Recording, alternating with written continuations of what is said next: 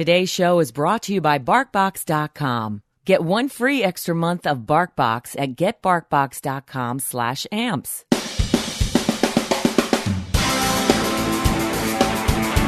Neck-throughs, guitars, they're like a guy that won't have a beer with you.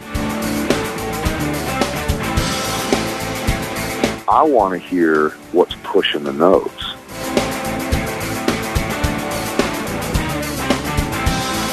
Freddie King and B.B. King, Albert King, and let's not forget Burger King. I don't want to blow my knuckle out. Stainless steel is the work of the devil. These go to 11.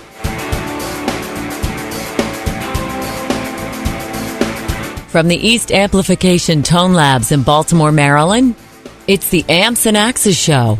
With your hosts, Jeff the Godfather of Low Wattage Amps Bober and Mick Marcelino.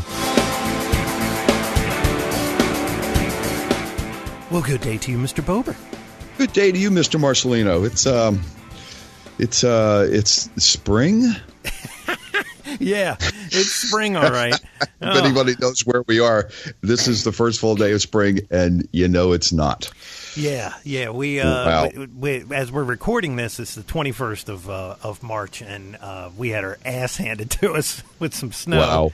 And the only upside that I can say out of this whole thing is I finally got to use my snowblower after 2 years. And my neighbor got to take his out too. Yeah, and the son of a bitch didn't want to start. I had to go do my mechanic thing, and I finally got that thing fired up. Oh, believe me, when I fired up, boy, it was a ball of flame coming out because I put about half a can of starter fluid in the cylinder. That's a lot of fun. I was like, Mick's got the fuel dragster snowblower. I'm like, I better go in and wash my hands in case this thing... in case my hands light on fire. Exactly. Right? Oh, my God. Yeah, fun times here in Maryland today. I'm glad you're in one piece and not torched. Yes, very much so. And, before we get into the accolades and thanking you guys, definitely come to our webpage. And, yes, ampsandaxes.com and ampsandaxescast.com will get you to the same spot. And make sure that when you're checking out the show, just click on the banners on the right-hand side on the front page and check out some of our awesome sponsors. And one of them is Amazon. You guys have been really treating us nice with Amazon, and all we can say is please keep it up. Absolutely. Just bookmark. Look, if you don't want to go to the website every time when you go to buy something, just bookmark the link. So you click on it, the next page comes up, you bookmark that, you never have to go back to our webpage, although we'd love you to go there. Absolutely. As long as you're downloading the show on your iPhone, I don't care. But once you bookmark it, you want to go to Amazon for anything. You just click the bookmark link, and that's it. Boom. You're done. Yeah, each and every time. And no brainer. That keeps this thing going, and we need that revenue because it costs, man. Look, it does. It costs us every single month. There's a reminder, and I go, yeah, son of a bitches. Technology is not free. Yeah, the bandwidth, the whole thing, putting the pages and the download, the whole. Anyway, that's enough of that. And look, we can't do this part without you guys. That's right. Your friends, relatives, Romans, countrymen, even if you're not in Rome, it doesn't matter. Tell all your friends, have them listed, and have them click through Amazon and any of other sponsors, and just listen. It's great, and it's free to you guys. That's right. And when you're spreading the word, because you're going to want to tell your other guitar buddies, like, hey man, I heard this cat on there, checked him out, and just tell them, man, hey, I haven't heard this guy on any other cast. I heard it there first. That's what we would like. We would like to be known as those guys that bring you this unique stuff first. And on the chance, and it happens, that we don't bring you somebody first, we always bring you a great story, though. We really do. Usually something in there that nobody's ever heard. That's true. And that'll probably happen again today. So we're going to take a pause for the cause and try to bring you a first, because I was recently turned on to this player and this band. Yeah. And, I think you're going to like them. I think you're going to like them. So we're going to take, like I said, a pause for the cause. We're going to come back with the guitarist for the band Marbin, Mr. Dani Rabin. Hey everybody, it's Carl Verheyen from the Carl Verheyen Band and from Supertramp, and you're listening to Amps and Axes. For our listeners only, BarkBox is offering an opportunity to receive 1 free extra month. What is BarkBox? BarkBox delivers 4 to 6 natural treats and toys curated around a surprise theme each month for your dog. All edibles are made in the USA or Canada, and 100% of the products are tested on their own animals. When you go to order, tell them how big your dog is. Then choose a plan. 1, 6, or 12 months plans are available, and you can cancel at any time. Bark boxes are shipped free on the 15th of each month. And if your dog does not like something in the box, we'll send you something they'll love for free, because they're all about dog happiness. So to receive 1 month free, go to getbarkbox.com/amps. Again, that's getbarkbox.com/amps to receive an extra month of BarkBox for free. All right, and we are back as planned, because we keep our plans and our promises too. Anyway, this week we're back with our guest guitarist for Marbin, Mr. Dani Rabin. Dani, how are you? Buddy. I'm doing great. Real good. Excellent. Thank you for taking the time. Oh, you're welcome. And as always, I have a story. I was the snow has gotten. It's my day to watch you. The snow has gotten to me. I've been out, Oh my God, yeah, doing the whole thing. But I think it was Instagram. Okay. And how did we reach out to each other? Because I can't remember now. But it was like real quick, and boom, Facebook, Instagram, one of those social medias where young people hang out. Exactly. Yeah. And, I went out, checked out a couple of the videos, and I was like, oh, yeah, we definitely want to have him on. I appreciate it. For sure. So I will turn the mic over to Jeff, but, yeah, man, thank you. Dude, thank you for having me. Yeah, I did check out some of the videos, too, and we'll get to them, because I want to make sure our listeners go and check them out, but I also have some questions about them and the structure of everything. Sure, but we're gonna do what we like to do with all our guests, and jump in the Wayback Machine and find out where Mr. Dani Rabin was born and raised, and how you got into this fantastic world of music. Oh, well, I was born in La Jolla, California, and my parents were here. My mom was studying and my dad was working. They were both Israeli. And then they moved me back when I was 2 weeks old. And I spent the first 17 years of my life in Israel. And then I moved to Boston to go to Berklee College of Music. As soon as I graduated, I went to Israel for a summer and met Denny Markovich and formed Marbin, which is a combination of Markovich, Rabin, our last names. And we moved back to Chicago, and we started touring in 2011. So how's that for an abbreviated life? That's really abbreviated, because there's a whole lot missing, man. Like, between the time you were in Israel and the time you went to Boston, somehow music got into your DNA. That's exactly what happened. I went to a Metallica concert when I think it was 98. In Israel? Yeah, in Israel. They came there. And I didn't know anything about metal, and I came with a friend, and I just wore my little kid shirt, because I was a little kid. And, everybody was just super coordinated in their dress code. I wasn't aware that like a whole thing around metal, and I was just like, "Fuck, dude, I need my clothes." So the day after that, I went to the record store, and I just wanted to buy shirts, really. But this guy's insisted that I buy CDs too. He's calling me out, you have to listen to the music if you like it, But I saw the Master of Puppets shirt, It's a double extreme thing, because it's wearing crosses in Israel. It was cool. So anyways, I started listening to the music, and then I was, the solos just kind of captured my ear, and I started this habit, I think when I was 15, where I stopped listening to songs and would only fast forward to the solo. You know? And I could like just look, you know, on a CD and just I'd start developing this intuition by the type of song that is, exactly how much I need to fast forward. So I'd like challenge myself in one swoop that I get right to the solo. And that started the whole thing of like just being obsessed with guitar solos that kind of went from like metal band, then into the shredding guys like Steve Vai and Tony McAlpine and Greg Howe, people, you know, and through that to the fusion guys eventually, Holdsworth and Scott Henderson, and through that to the jazz guys way later. Now, was there anybody in your family that was musical, or you you were the first one to go, no, I want to play some kind of instrument?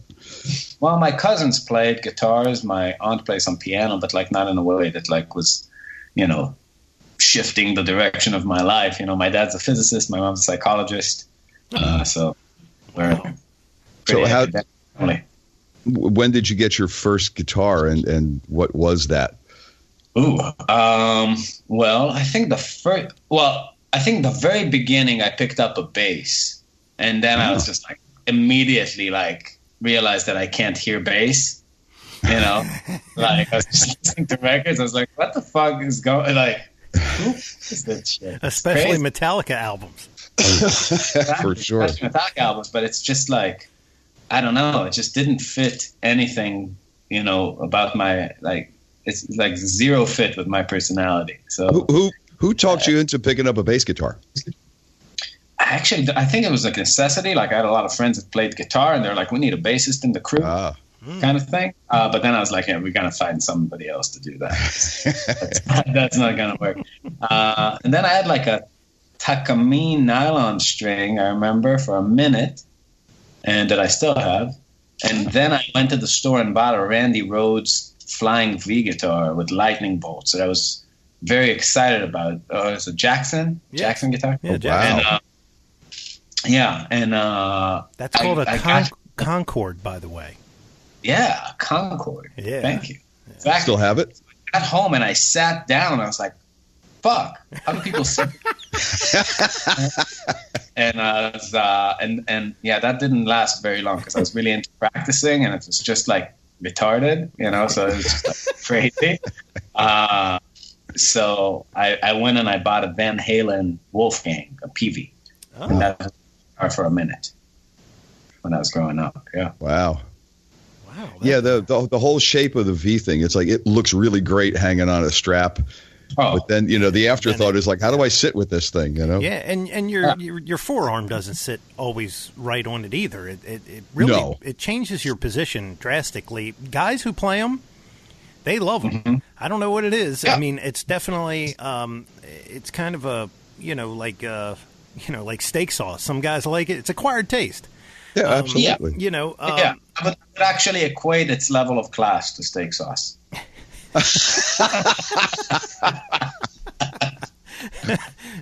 right, that's funny as hell. But that it is sitting down with them, you got to kind of put it between your legs. You can't.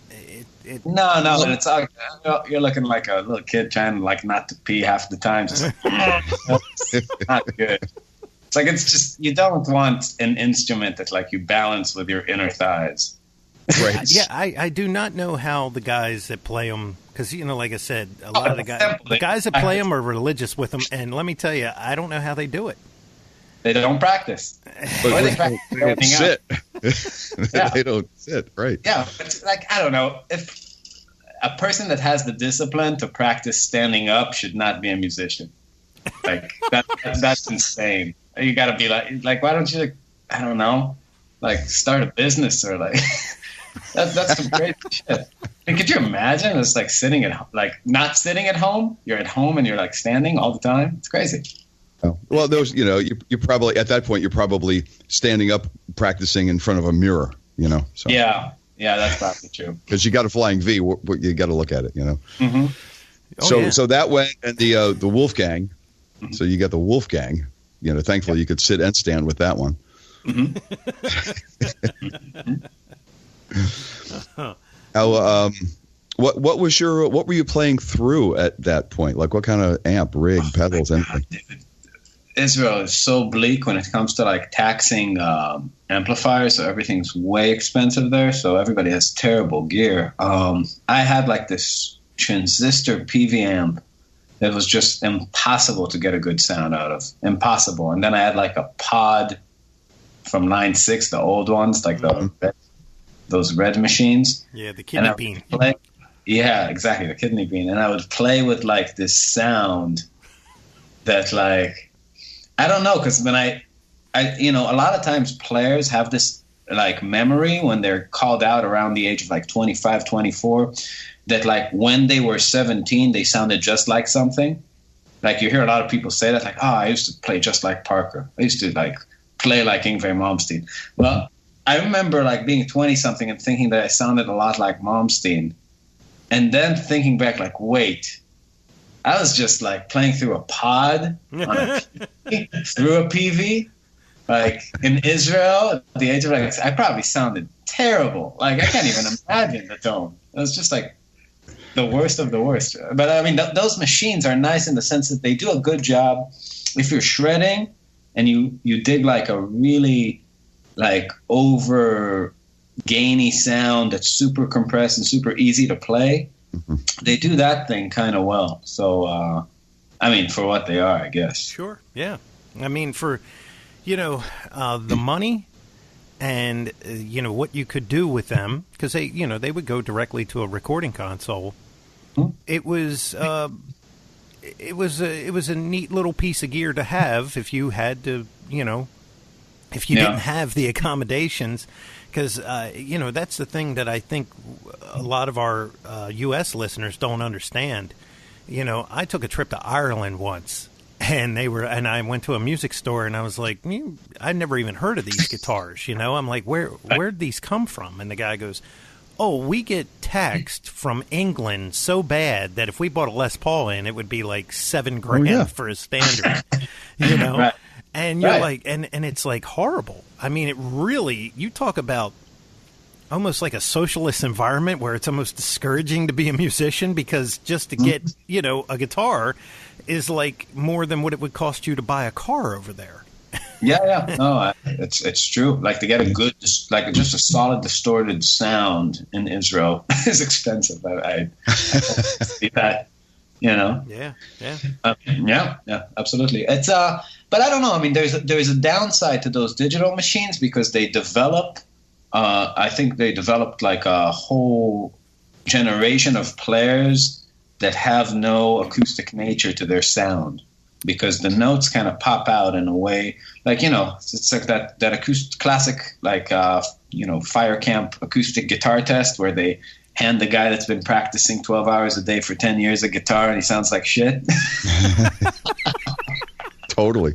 Yeah. Well, that's a interesting way to put that because we've had more than our fair share of conversations about the whole modeling thing and the digital devices and all the stuff that's out there. I'm sorry, say that. What was that? I hate it. I think it's ruining the world. I think it's ruining anything that has. Again, it's turning guitars into MIDI controllers. There is, yes. I mean, we've said on the show that, look, if you live in an apartment and you're in Manhattan and you can't be cranking an amp up at 2 o'clock in the morning and the inspiration hits you, then that's the device that you would use to just scratch track your stuff down.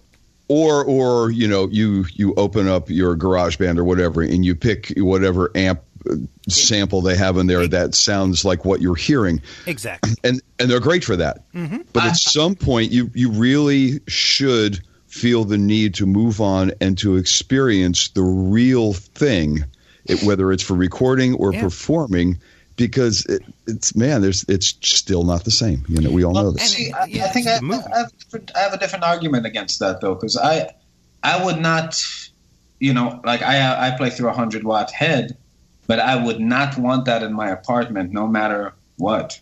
Not because I don't want that sound, because to get that sound in this room would be insanity. Sure. right? So, but I mean, I think I see this about musicians when you take a look at when I see how other people sound check. I think that's a very revealing thing about, because you have to make decisions about how you think about sound and about your band sound. And for me, from pretty early on, playing all these clubs, it always made sense to me to have nothing in the monitor except for saxophone, because he's getting buried and there's no way to hear him at all, and no guitar, and only bass if we're playing a big stage and the bass rig is far away. So the idea was that the drums are a certain size, and I have a cab that's approximately the same size, that's producing similar wavelength, and the bass player has a cab that's approximately the same size, and the only thing we're compensating for is layering some saxophone on top of it. But if you can't play together, I would say, like, in quotes, acoustically, to create a balance of sound that's real, right? Yeah.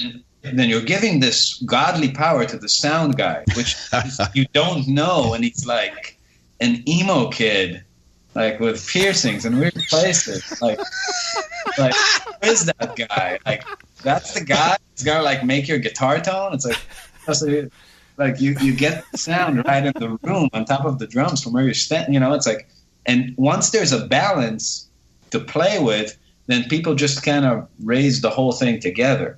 So, I mean, I think about amps like just, depends on your music situation and what you're running them up with, right? So if you need to be very loud and blaring on top of the drums, to me, it's more just about the, that's what, I mean, I like how 50-watt heads compress much more than I like 100-watt heads, but they don't give you that, they don't have that headroom, that push that really gets the notes across the room, and that's very true. Yeah. Like, Yeah, sometimes it takes all that power to transmit that the way you want it transmitted. Yet you don't necessarily you're not using the 100 watts, but the headroom is there in order for your notes to punch in the way that you want them to. That's right. Some people just don't get that. It's like, well, it's 100 watts. I got to turn it up all the way because I like my 50 watt turned up all the way, or I like my 20 watt turned up all the way. And it's like, no, it's a completely different animal. Oh, yeah. You can't do that. And they're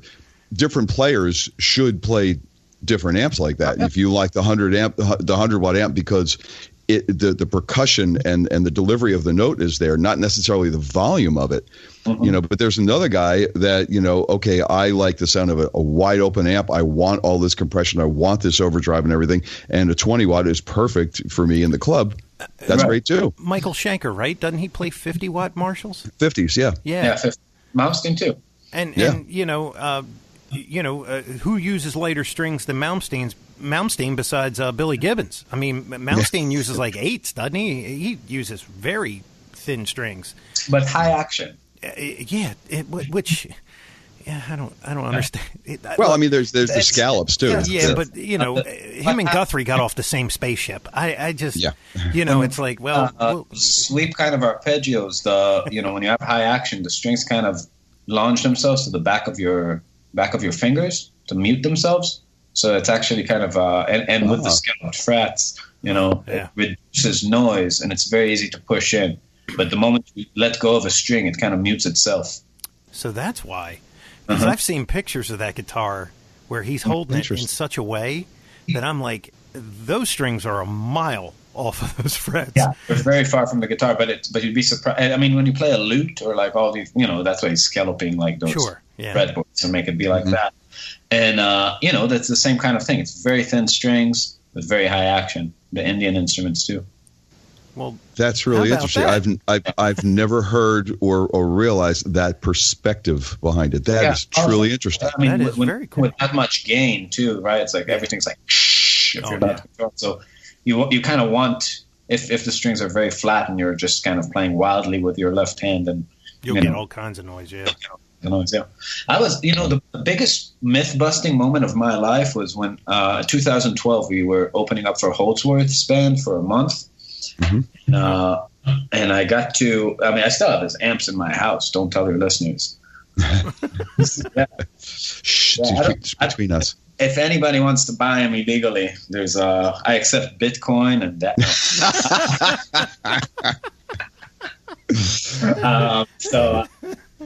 No, but you know, it was a strange thing because, you know, people who are into that kind of music are, you know, I mean, I was really into them when I was in high school, like severely. But you find like it's a special kind of geek, you know. It's the creme de la creme of guitar geeks, and the kind of shit they make up is incredible. Like about his setup, about his pedals, his settings, and it's like I was expecting to play like this spaceship with like 7 gauge strings or something. It was just like medium action 10s, just like a guitar, like you pick off the wall in Guitar Center. Wow. And then you plug into his rig. I was amazed. Like I couldn't believe it. It sounded just like me. Like, exactly. It was like, oh my God, delay and distortion. How did he think of it? That is so funny. How many times, Mick, have we had this conversation where people are searching for gear, like the perfect amp, the perfect pedal, the perfect guitar, the perfect gauge strength, you know, the perfect pick, the perfect everything, and they put it all together, and it sounds like them. Yeah. And when you really, you know, I was last night, and just to go off on this just a little bit, I have this book called Eddie Van Halen, and it's Niels Loslauer, that famous photographer. Yes. Well, the book has got all these crazy photos in it and all. And when you just see like the very, very old stuff and you see his rig there, he had the Variac. You can see it. It's the amp is plugged directly into this box and it's got a big knob on it. But there's an MXR Phase 90. The other box has to be a Distortion Plus is what I'm, you know, that's the rumor, right, Jeff? Right. And that we've heard. Yeah. And then there's an Echoplex. And that piece of shit that he built out of those horrible body parts and a Gibson pickup that was kind of wound wrong, you know, that he rewired. And you go, well, that's it. That's it? You know, it's like some magical land that you think you're going to be going in. Now, if you get on Steve Morse's rig, then you are in the land of very unknown. But it is a very simple rig if you think about it. Remember he was telling us on the show, it was just, well, no, my guitar is dry all the time. There's just this other amp that's wet. Yeah. And that was it. And it was like, it's still simple. It's like, damn, you know, you expect some magical thing, but there's really nothing. Well, that's kind of, I don't know, when I was a kid, I always imagined these guitar players being these geniuses. And as I was progressing in age and realizing that I'm not becoming a genius, I really, you know, it's like they're not gonna like make a rig. They go to the store and buy one. You know, it's like they can barely make coffee. You know, it's not only that they go buy one. It's in a lot of cases, it's what you can afford. It's what you can come up with, and then you make it work the best way possible for you. Well, luckily, there's not a whole lot of things you need. You know? That's very true. Most people just, if they're hiring you to play guitar, then you know they either want you to play it clean or distorted with like, you know, effects that usually you put on after the fact. And I don't know. I mean, like this whole thing of, I mean, I guess if you're in a cover band and you're trying to get the authentic sound out of 50 records from like 20 eras, right, then you need a lot of pedals, right? Yeah. But you know, if you're with a band that has its own sound and is going for, I mean, I had this moment, like my rig right now that I run has a boost, an overdrive, a delay, and a reverb. And that's it. But I scaled down from having like 2.5 pedal boards, like a little spaceship. And then I just realized, I just had this epiphany one day. I think I was stoned and I was just like, oh my God, like, am I trying to be like the Ottawa guy? People got like put on like Otto and say like, oh my God, Danny. Yeah. I remember Ring Mod. He invented Ring Mod, didn't it's like this is such a good, it's like Charlie Parker, like, you know, is like probably my favorite player ever. Played with like a plastic saxophone. Like, you know. I don't know. I just feel like pedals are just at the right price point. Like if guitars cost $300, people would never buy pedals. But it's just like that amount of money where you're like happy to give it away. And imagine your tone is slightly better. Oh my God, this is the greatest. Yeah, those things are known as impulse buys. They're just it's really hard to buy like that you bought it or not, and just buy it. Yeah, it's really hard to like do a dumbbell impulse buy. Yes, it is. You know, honestly, if you really read the history books, and Jeff, you'll know this because you lived in this era. You were doing some stage work and stuff during this time. Really, when you want to look at sophisticated old rigs, it always had Bob Bradshaw's hand in it. Mm-hmm. He would take, Marshalls and rip the power supplies out of them, and then they would. Am I right with this, Jeff? They would then they would just use that as the preamp section. They would get like giant 400-watt tube power amps and put those in a rack, and it was like splitting signals and doing all this craziness. He and I think probably about the same time, or maybe even a little bit earlier, in England there was Pete Cornish, and it was Bob Bradshaw and Pete Cornish. Just taking something simple and making it really started the whole pedal board rack kind of thing. But yeah, they would use the preamp of an amplifier. I don't know if they took the power section out or disabled it or whatever, and it doesn't matter. You just use that and then send it through a bunch of processing and then send it through power amps again. Yeah, weird. I remember. The funny thing about that is, like, I always think that, like, if guys like that went to hang out with the guys at Apple, like, it'll be like the same as, like, Kurt Cobain going to hang out with Steve Vai. So what do? You just wire that? It's like, that's cool. I made iPhone, like, 25. It's a different hierarchy. It's everybody's a star in their own genre, in their own forte, Well, back in the day, though, they, the pockets were deep and they had their own airlines where they put their equipment on it. And you could actually make money, touring and recording we things. Make money touring. We're like the only ones. Yeah. Well, but the business has changed. But speaking of back in the day, I want to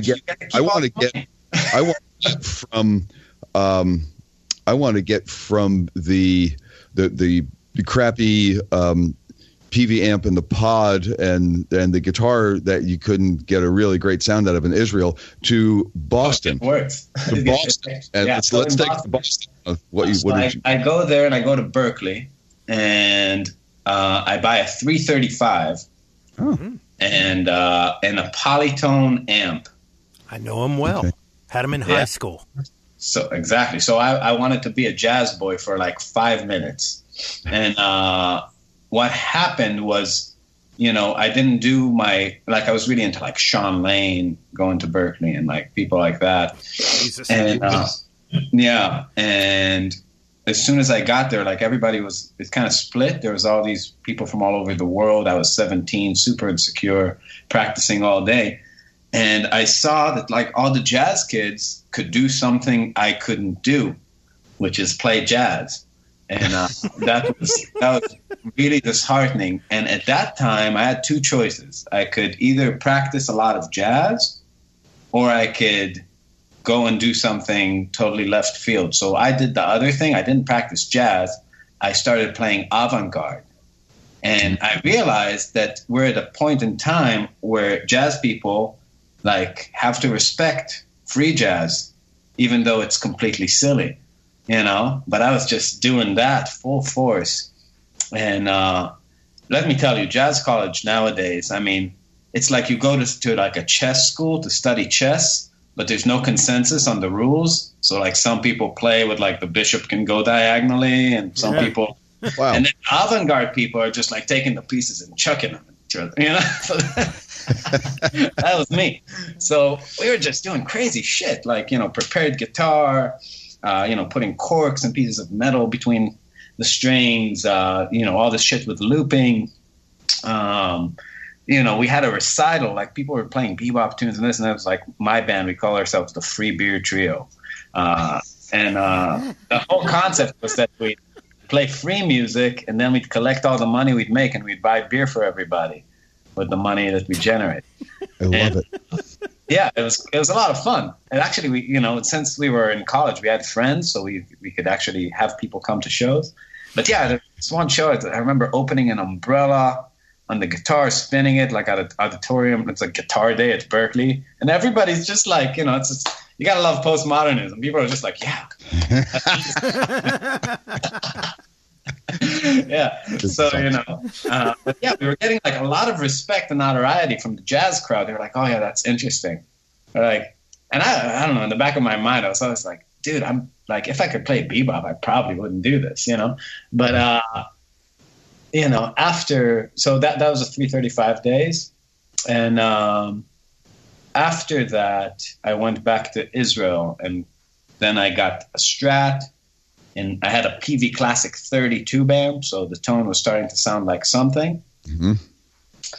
And when I moved back to the States, I started playing through Twin with a lot of pedals. So I was cleaning the teeth of everybody in the front row. Oh, yeah. So when you went back to Israel and you had the Classic 30 and the Strat, were you playing with friends back then? Yeah, that was the beginning of Marbin. Like before it was Marbin, it was me and the saxophone player. And we started writing music together, started playing little fusion shows. And I was starting getting out of avant-garde and back into like playing lines and, you know, that kind of thing. Mm-hmm. Wow. Yeah. Then you came back to the States. Did they come with you? Yeah. So the saxophone player came with me to Chicago. We moved with a drummer too. That fell apart really quickly. And then we put out our first record, and we were just, you know, playing in the city a lot in Chicago. And then I got a gig teaching guitar that I held for a year and a half. It was the most miserable I ever was in my entire life. My God. I mean, I went through a divorce. I lost people, but teaching kids was just like the lowest I've ever felt. It's just, it was half-hour lessons, and I would think like none of these little kids know my bathroom schedule, so I'd go to the bathroom every single lesson and just stand there for 5 minutes and watch the clock wind down. It was so bad. Oh my God! Holy hell! So it wasn't redeeming and give you fulfillment. Oh God! I hated every fucking second so much. I mean, I love teaching like Marbin fans and people that like how I play, and then we talk about music, but like just babysitting these suburban kids like from a different culture was just like, you know, and it was also in the height of the Guitar Hero era. Oh, and like explaining to kids that like they, you know, the difference between a guitar and a controller was just too much. Wow. I don't know that we've ever spoken to anyone, because we've spoken to a lot of teachers, you know, guitar teachers, music teachers, and, you know, we've all had conversations, you know, about Guitar Hero and things, but I don't know that we've ever spoken to anyone that was in the middle of that and like trying to justify one over the other. I had 30-something students. Like they couldn't get teachers fast enough during that year. It was pretty crazy. You know, the demand was, you know, and I don't know, these parents just had enough money, and they just, I had this one like 7-year-old girl that was getting worse. I couldn't believe it. But it's like, it was just like, it's like she started from nothing, and then like after like 6 months, she just walked in one day, put her guitar on lefty, and I was just like, are you shitting me? It's like Oh, I forgot. It was upside down the entire time. Wow. You know, that must be, I'm really not good right-handed, so I'm going to try left-handed and see if I'm any better. You know, I wish it was a statement, but like she had such a naive look in her eye, like, what?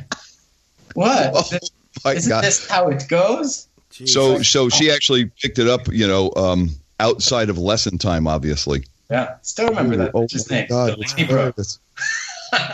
Wow, that's hilarious. Yeah, that shit was funny.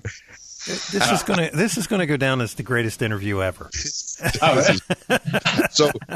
So you and the sax player doing the Marbin thing. Drummer didn't last. So how did the rest of it come together? We actually got stoned in Nashville about a year ago, and me and the saxophone player and me just sat there and we're like, our whole life was a battle against the rhythm section that left a trail of broken people.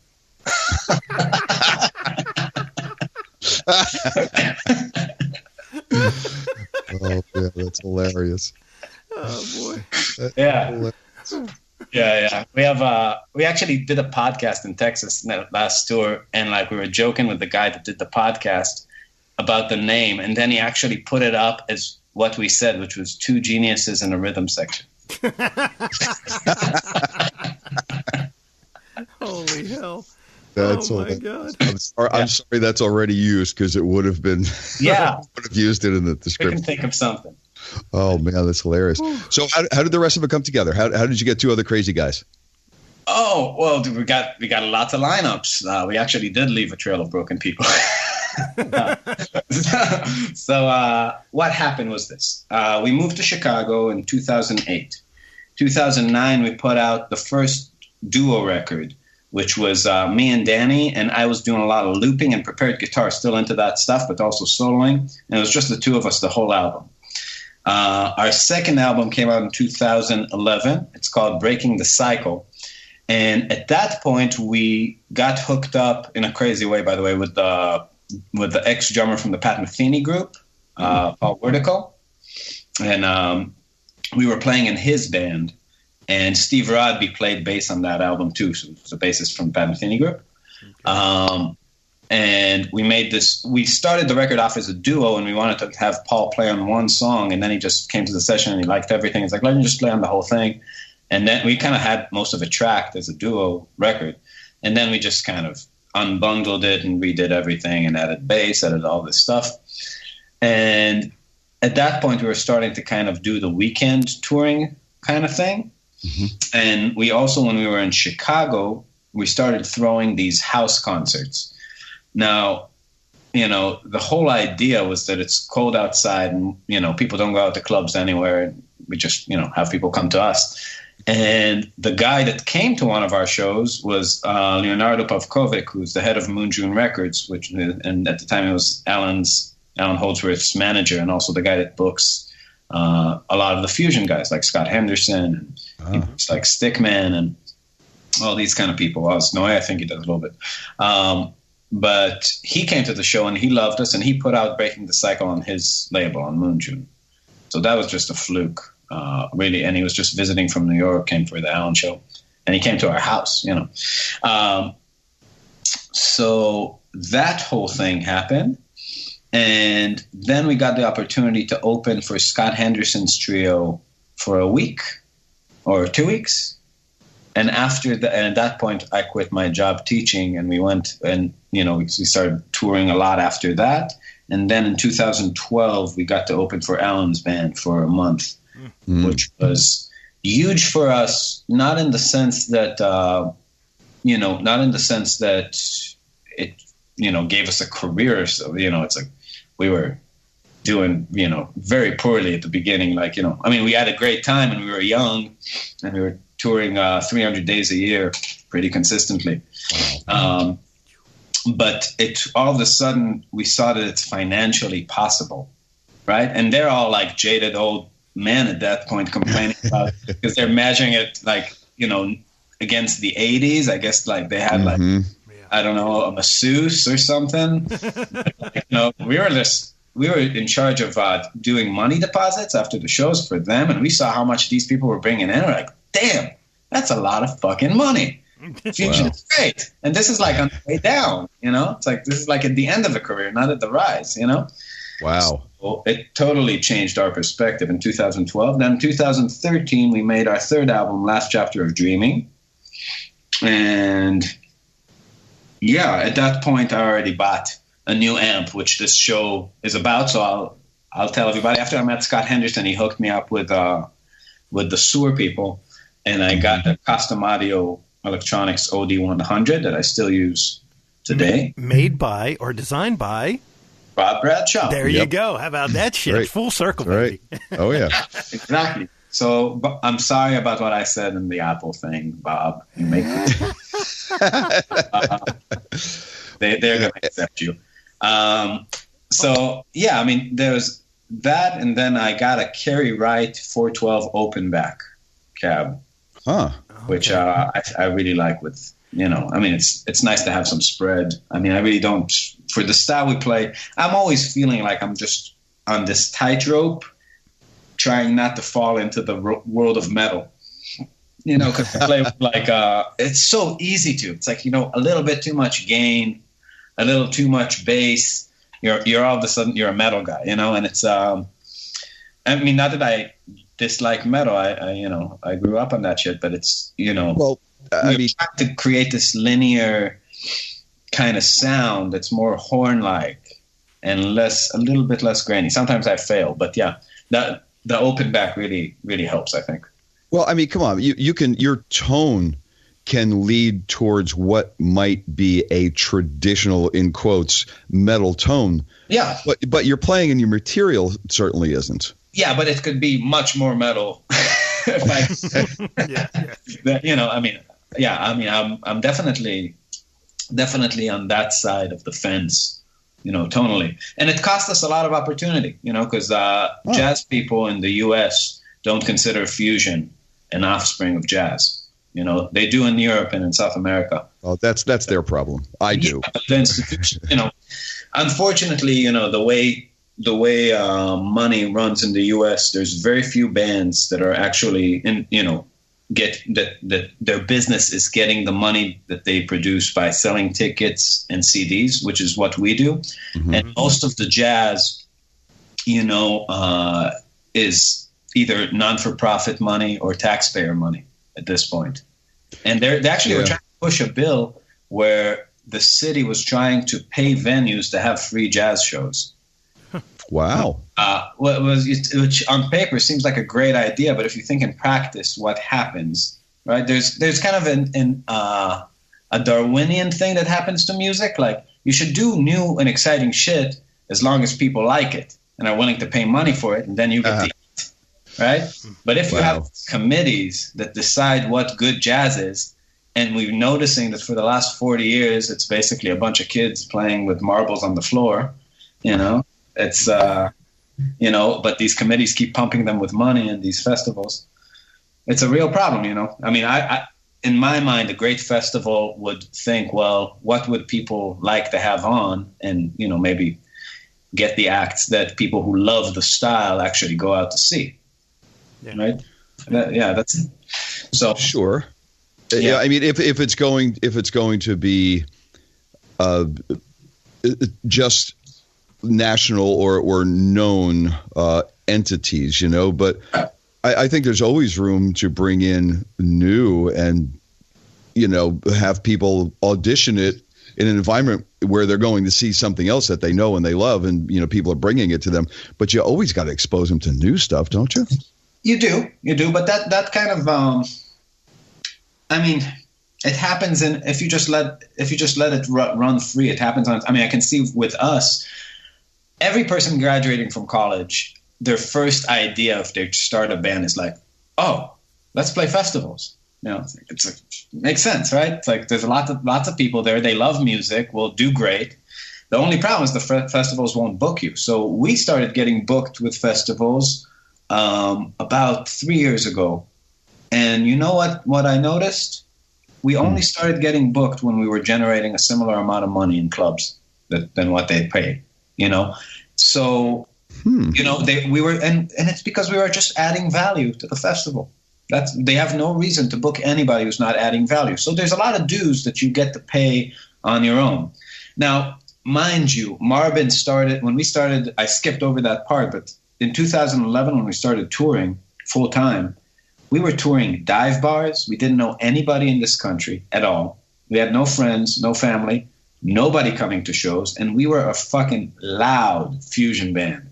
And we'd show up to a bar in Mississippi. There would be like 3 guys, like elbows on the thing, like drinking Pabst and like looking at us as we're setting up, and then we just start blasting, and some of them would just start being, come for us after the show. And they'll be like, I loved my Vishnu in the 70s. Crazy shit like that. Return to Forever is my jam.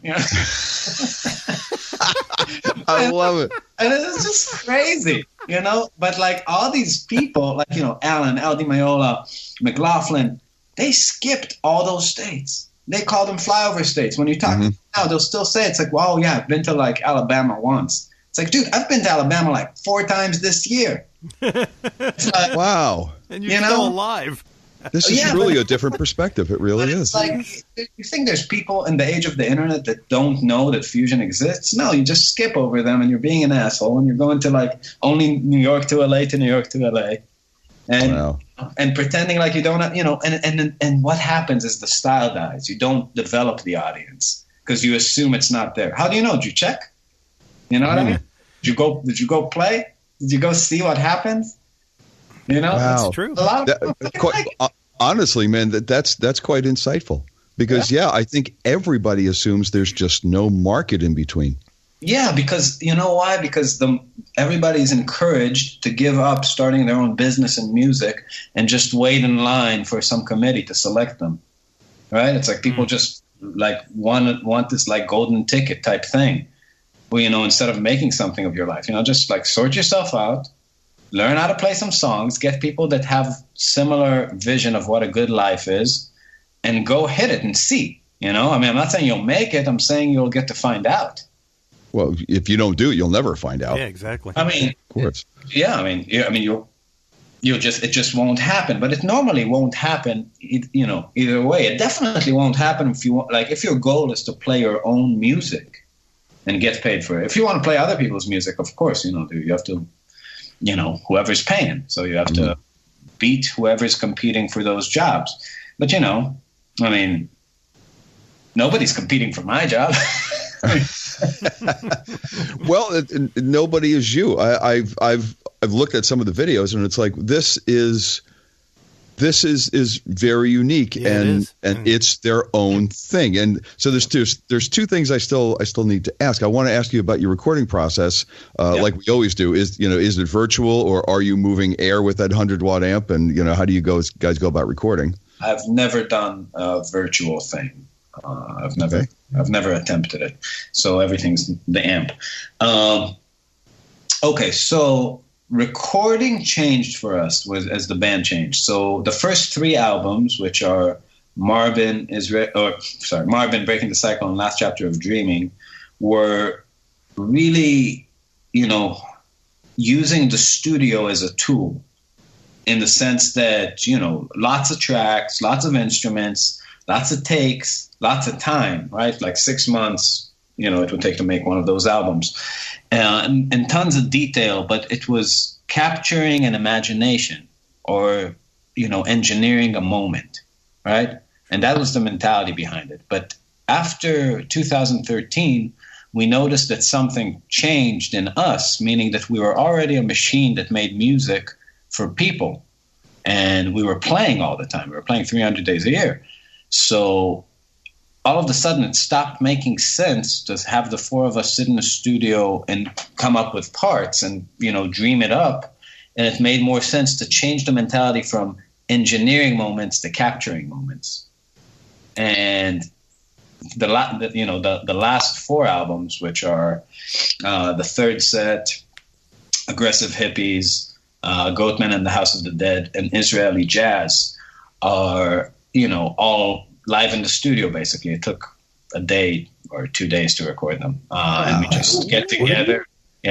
Just get together, play. Third Set is a live album, so that's all just shows. But the last 3, we just get together, we played, and also we shifted from what most bands do. So a lot of bands will, write songs, record them, go tour with them, right? We would write them, tour with them, have them evolve, change the things that didn't work for about a year, and then go in the studio. So, a record to me is more like a summary of a period of time and then on to the next thing. So if you go to see our show now, which you should, we're on tour, starting Friday, then what you're really, smooth, right?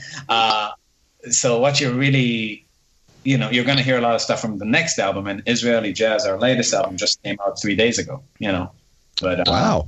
Yeah, but we're always but the idea is just to, use the idea is you make music, right? So you have to, it's like if you're a carpenter and you come up with a new way of making a chair, you don't want to start selling the first one you make, right? It's like you have a prototype, do it a few times and make sure you got it. So it's kind of mentality, just by by the time we record an album, we're really ready to play it. Wow. I mean, that's so refreshing. And, you know, we've interviewed a few people who don't take a lot of time in the studio, you know, and they go in and they try to do it in as live a situation as possible, you know, without a bunch of overdubs and retakes and things like that, which I think is great. I think it makes a fantastic product. Mm-hmm. But that does lead me to my next question, is you and the horn player, because there's all different kind of saxes and everything. You track each other, or you track him, or he tracks you. Does that? It's too intense to just be spontaneous. Do you guys write those things together? Do you write it and then he copies it? Does he write it and you copy it? How does that happen? It's jazz. I mean, the songs follow, like, in terms of composition, it's more like a jazz structure. So it's a lot like bebop, to where like Charlie Parker and Dizzy Gillespie would play in unison, just like that, but more in tune and more in time. But some of those lines are very intense. They can't be spontaneous. They're not. They're written. Okay. So what we have solos, so those melodies, we write like these unison melodies a lot of times. That's what you're talking about. So yes, we have a few of those. So yeah, but again, and we just learn them and play them. But our music has improvisation. Oh yeah, on the solos, not in those parts. No, I was curious about those lines. It's like, do you write them together? Do you write them in? Oh, you do? Yeah. Okay. Yeah, there's definitely. I mean, at this point, we've done so much together that it's very fast. Like we're fast at it. But yeah, I mean, it's very nice to be able to work with somebody. I mean, it's very rare to actually agree on music. You got to hate a lot of the same things. I love that way of looking at it. You got to hate a lot of the same things. The people, I'm always blown away by this. Like, there's a new generation that thinks that being a musician is like some sort of like Jedi shit, and like everybody's like talking real positive. It's like who are you hanging out with? Yeah.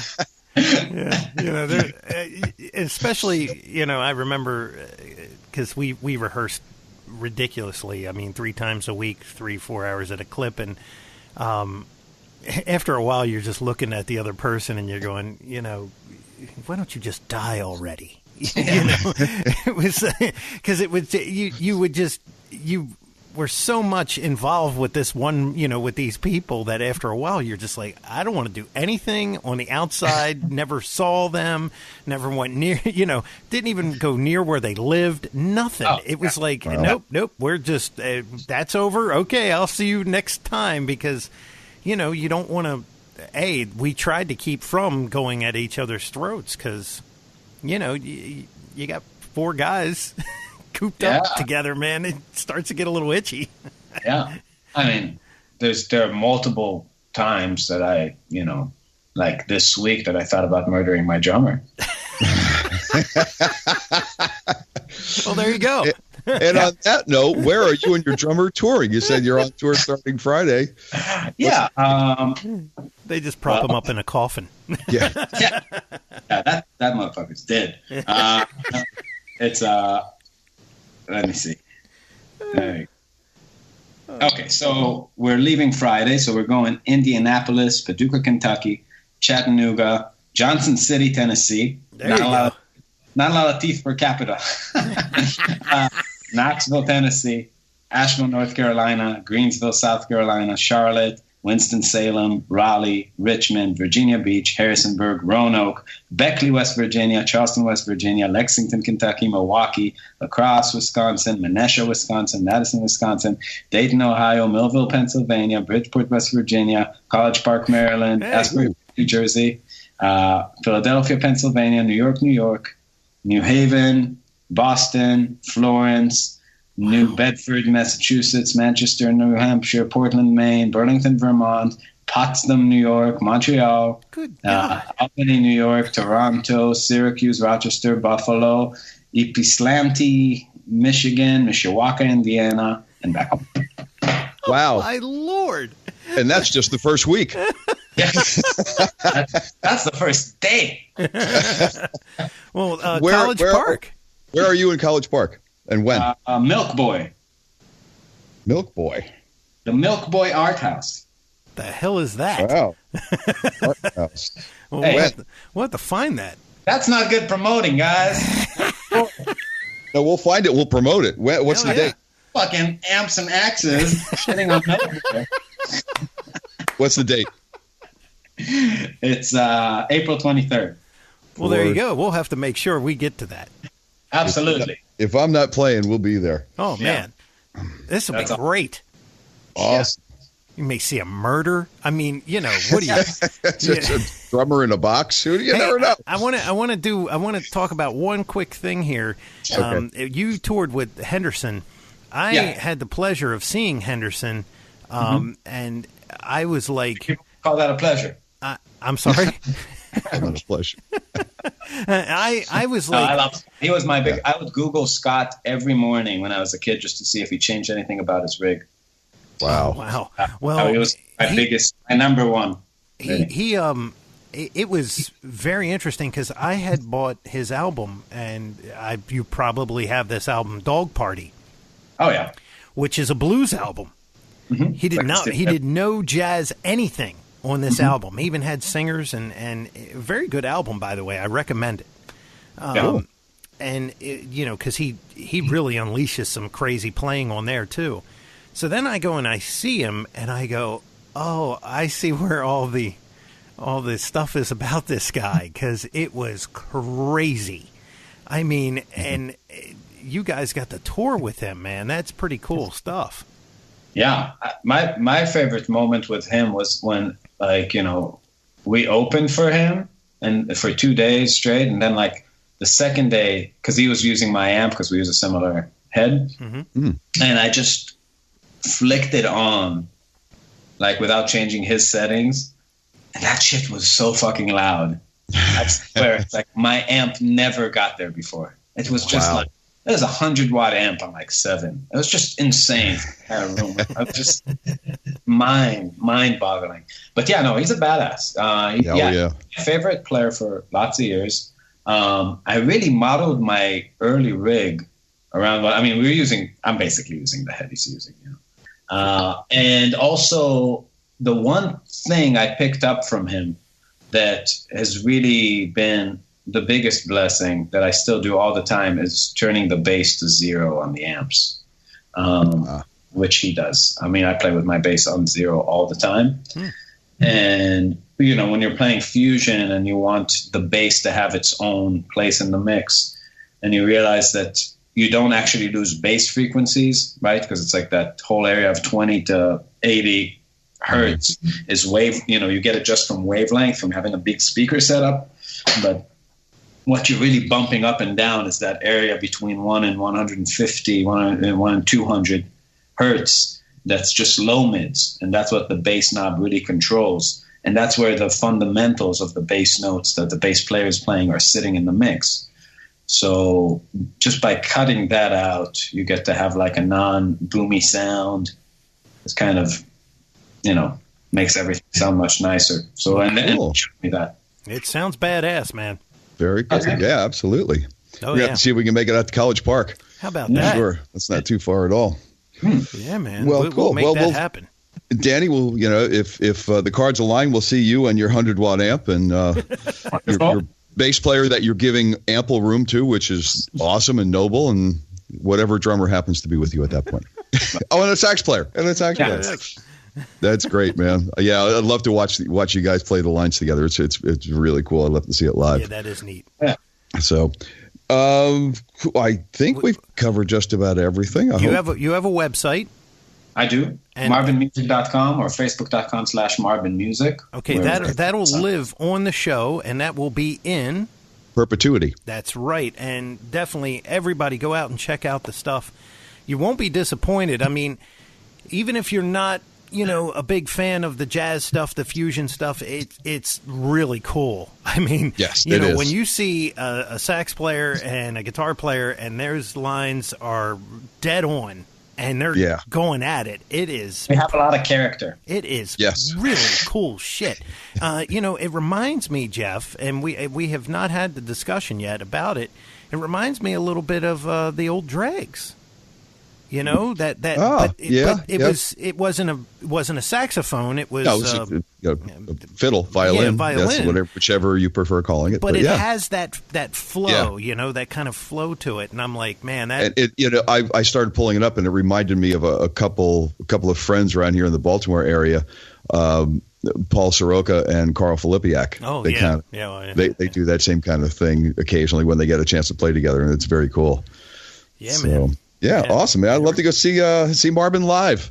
Yeah, absolutely.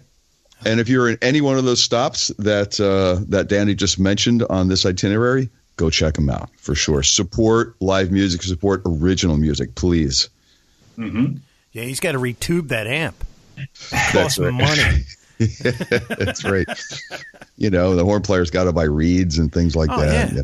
The drummers, they say they need a new stick once in a while. I don't know. The freaking van needs gas, people. Come That's on. right. That's right. Yeah, so go out there and check them out. Danny, thank you so very much for taking all this time with us. We really appreciated it. Oh, my pleasure. Yeah, a lot of fun, man. A lot of fun, and a lot of fun learning the interesting history behind you and Marbin. So thank you. Historian. Yeah, thank you very much, man. It was a pleasure. Yes, sir. Oh, likewise. Excellent. All right, man. Have a great rest of the day, and a great tour and a safe tour. Thank you. All right. Take care, man. And there you have the story. How about that, man? God, is he so funny? Oh, totally. Oh, my God. With the way he was just saying those things. But you know what? That is very cool, because you hear the whole teaching thing was just hilarious. Oh, God, that was funny as hell. But it's like, well, hey, it's not made for every person like that. No. Nick, I know I couldn't do it. Yeah, and especially if, after months and months, a kid comes in, flips a guitar upside down, and has no idea that you, what are you doing? Yeah, obviously a lot of practice at home going on there. That would frustrate the crap out of me. There's a good friend of mine who was a guitar teacher of mine. His name is Vince Corson. I don't know if you know Vince or not. He works at Larry's Place. He works at Musicland in Bel Air, Maryland. And Vince has been doing it for a very long time. He's a classically trained graduate of Towson University. And an amazing classical player, but a very good guitar player all around. And I remember he said to me one time, he said, look, if you're not going to do this, we're not wasting time here. You can go do something else. He goes, I require everybody. Or do it with somebody else. Yeah, because he said, I require this. He goes, this is what I require. And I was working at the time, and it was a little tough for me to get those, it was a full-time job, and it was a little tough for me to sit down at night, after because it was construction, it's an excuse. It isn't a good excuse, but it was an excuse. And it's life. Yeah. And I said, well, you know what, man? You're right. I can't commit to this right now, and but it was a very refreshing thing to hear that, because you get these parents that just drop their kids off. It's just like a babysitting thing, and then this guy's got to sit there and then it's almost becomes like an ethical thing, right? Like, am I really going to take this person's money because their kid's not doing anything? Right, because there's no interest there. You can tell. So nobody is benefiting. Yeah. Nobody is benefiting, and you're taking up the slot from somebody who might actually want to be there and might actually want to learn. Be the next so it's Eddie not Van fair Halen. to anyone. That's right. That's right. And neither one of us will be. So, so until next time, my friend. That's right, because we could bring you another Danny and somebody that's just as funny. Oh, hell you never know what's coming up next. That's right. I'm Mick Marcelino. That's right, and that's not funny, but I'm Jeff Bober, and that is. Excellent. Sometimes it is. And we're always saying. Onward. Also, make sure you like the show on Facebook. All right, I'm going to stop this. Give me 1 minute. I'll be right back. Visit the webpage, ampsandaccesscast.com. Thanks for listening.